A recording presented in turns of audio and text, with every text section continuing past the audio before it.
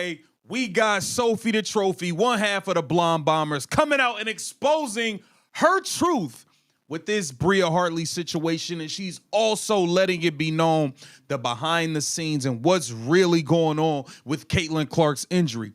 Sophie Cunningham just dropped a bomb, and fans are losing it.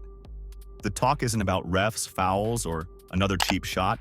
It's about Caitlin Clark possibly walking away from the WNBA entirely. Yeah, you heard that right. The league's brightest star, and suddenly we're talking about her future outside the league. Would you actually support Caitlin if she left? Alright, let's get into this because Sophie Cunningham just threw gasoline on a fire that was already burning out of control. She basically suggested that Caitlin Clark's time in the WNBA might be shorter than anyone expected, and now fans are in full panic mode. If you think that sounds dramatic, it's not, because the writing has been on the wall for months. First, let's deal with the obvious. Caitlin Clark is not a rookie anymore. She's in her second year, and by now, you'd think the league would have figured out how to protect her. Spoiler, they haven't.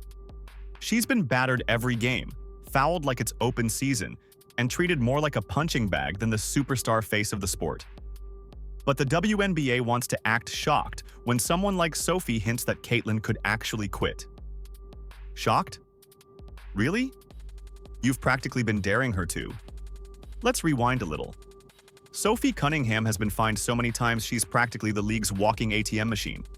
And yet, she's the one calling out what everyone can see. Caitlin's situation isn't sustainable. Caitlin close? How's she coming along? Dude, I don't know.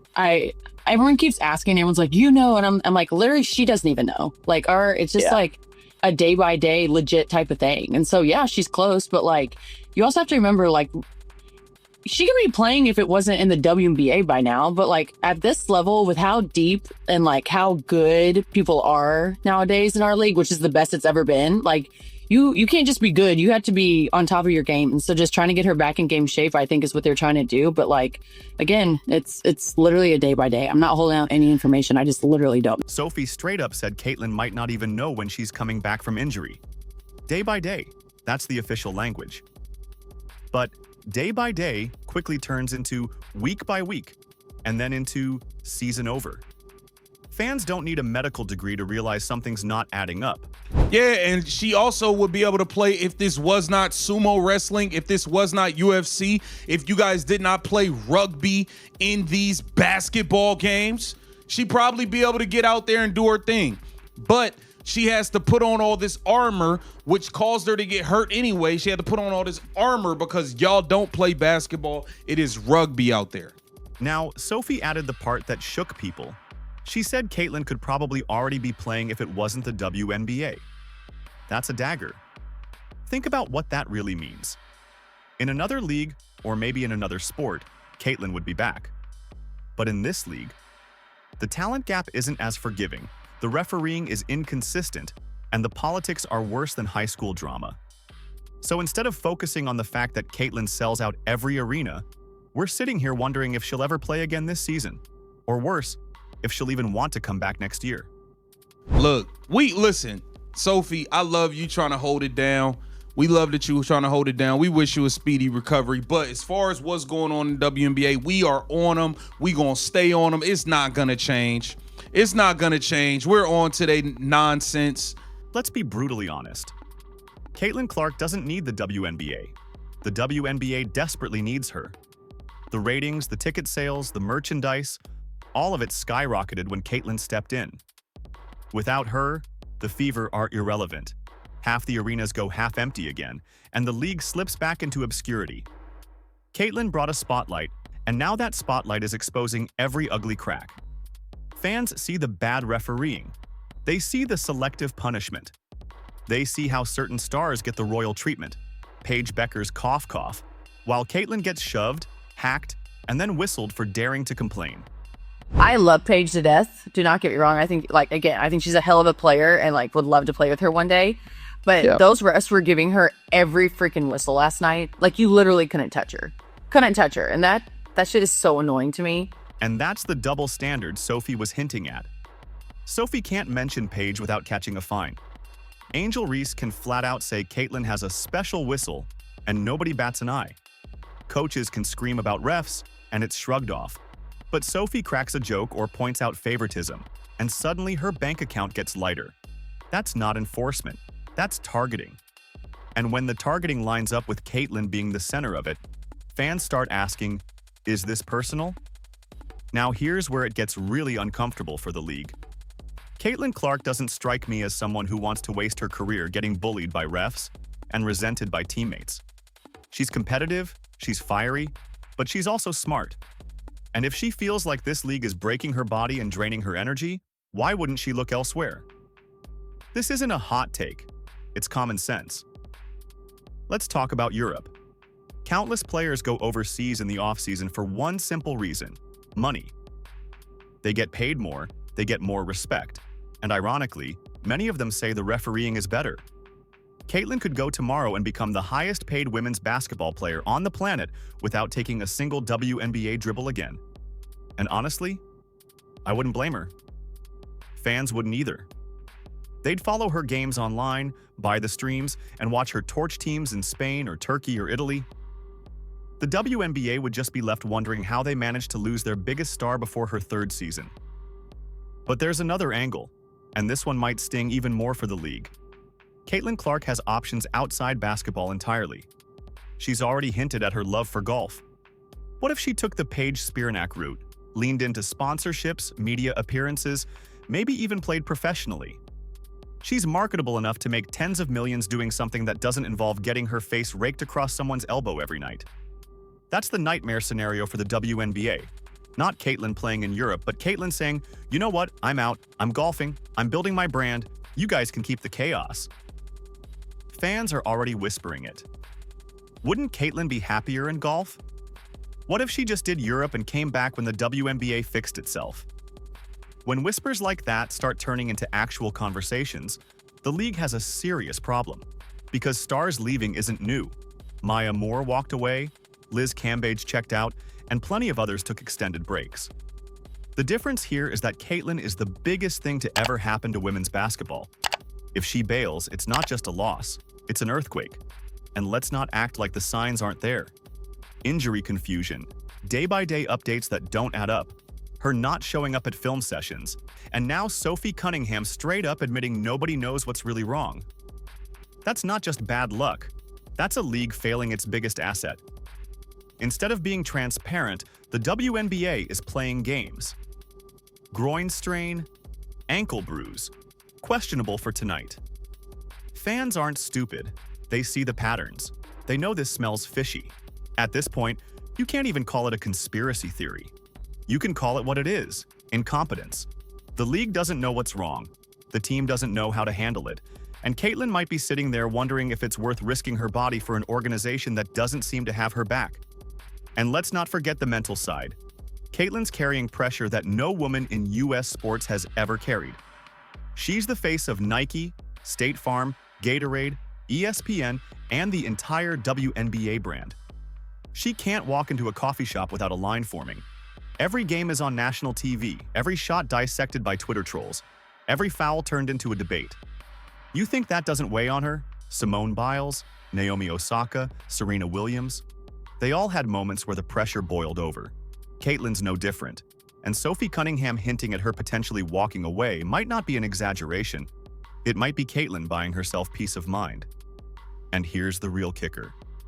Fans wouldn't even hate her for it. If Caitlyn said tomorrow, I'm done with the WNBA, I'm going to Europe, or better yet, I'm trying golf, people would actually support it. They'd say, good for her, protect your body, protect your mind. The league never protected you. The WNBA, on the other hand, would crumble. Because without Caitlyn, there is no league momentum. Attendance drops, media coverage vanishes, sponsorships dry up. The Caitlin Clark effect isn't just a phrase, it's the difference between survival and irrelevance. Sophie Cunningham just said out loud what a lot of people have been thinking quietly. Maybe Caitlin Clark should quit the WNBA. And when fans hear that from an active player, it hits different. It doesn't sound like a rumor anymore, it sounds like the future. Now let's really talk about how this all ties back to the WNBA's double standard problem. Because it's not just about Caitlyn's injuries or Sophie Cunningham's fines. It's about the way the league treats its stars. and how that treatment ends up creating villains, victims, and golden children, depending on who fits the narrative best. Look at Paige Buchers, for example. Paige walks into the league with a huge media push, and it's like the WNBA has already pre-written the script for her. Superstar whistle? Check. Highlight reels? Check. Fans being told she's the future of the league? Double check. And yet, Caitlin Clark has already done more for the WNBA in 2 years than Paige has ever done. The difference? Caitlin doesn't get the safety net. She gets the target on her back instead. That's what Sophie Cunningham tapped into. She basically held up a mirror to the league and said, "This is what it looks like. You protect some, you punish others, and the people carrying the league get the worst treatment." She didn't say Caitlin's name outright, but everybody knew exactly who she meant. And that's why fans blew up about her comments. It's not just Caitlin's health in question, it's the league's credibility. Think about it. If Caitlin Clark decides she's had enough and leaves, what's left? Angel Reese is popular, but she's polarizing. Aja Wilson is elite, but casual fans don't know her. Paige has hype, but she hasn't proven she can carry a league. Without Caitlin, the WNBA looks a lot like it did before she arrived. Scrambling for attention, begging ESPN for coverage, and struggling to sell tickets outside a handful of cities. That's why Sophie's words cut so deep. It wasn't just speculation. It was a warning. Now let's play out the what-if scenarios. Scenario 1. Caitlin Clark decides to stick it out, rehab her body, and give the WNBA a few more years. Best case, she powers through, racks up MVPs, and forces the league to finally give her the superstar treatment she's earned. Worst case, the injuries pile up, she burns out mentally, and we're left talking about what could have been instead of what was. Scenario 2. She pulls the Europe card. The money is better, the season is shorter, and she gets treated like royalty. Imagine Caitlin in Spain or Turkey filling up arenas overseas while American fans stream her games in the middle of the night. That would embarrass the WNBA in ways you can't measure. Scenario 3. Caitlin shifts sports. She takes her competitiveness, her marketability, and her fan base to golf. People laugh at that idea now, but they laughed when Michael Jordan tried baseball too. The difference is Caitlin doesn't need to be Tiger Woods to succeed in golf. She just needs to show up, swing a club, and cash in on sponsorships. And believe me, sponsors would line up. Any one of those scenarios is realistic, and that's the scary part for the league. When your biggest star has more options outside your league than inside it, you've already lost. Sophie Cunningham just dared to say the quiet part out loud. But let's circle back to the fans because they're the real drivers here. Fans aren't stupid. They see the difference in treatment between Paige and Caitlin. They see how Sophie's fines pile up while other players get away with worse. They see how the refereeing is one-sided, how the injury reports are vague, and how the league's PR machine tries to spin every controversy. And guess what? They don't buy it anymore. The WNBA had a once-in-a-generation chance to grow with Caitlin Clark, and instead of protecting her, they've thrown her into a rigged game. That's why the conversation about her future is so real right now. If the league doesn't make changes fast, Caitlin might make the decision for them, and it won't be in their favor. So what happens if she leaves? The honest answer: chaos. Sponsorships would tank, TV ratings would collapse. The Caitlin Clark effect that lifted attendance numbers league-wide would vanish overnight. And here's the wildest part. Fans wouldn't even blame Caitlin. They'd blame the WNBA. They'd say the league fumbled the bag, and they'd be right. Sophie Cunningham gave everyone a glimpse of that reality. And now, the WNBA has to live with the fact that people are taking it seriously. So here's the question. Do you think Caitlin Clark will stick it out, head to Europe, or maybe shock everyone and leave basketball altogether? Drop your take in the comments because this story isn't slowing down anytime soon. If you enjoyed this breakdown, hit like, subscribe, and stay tuned, because the Caitlin Clark drama is only getting bigger from here.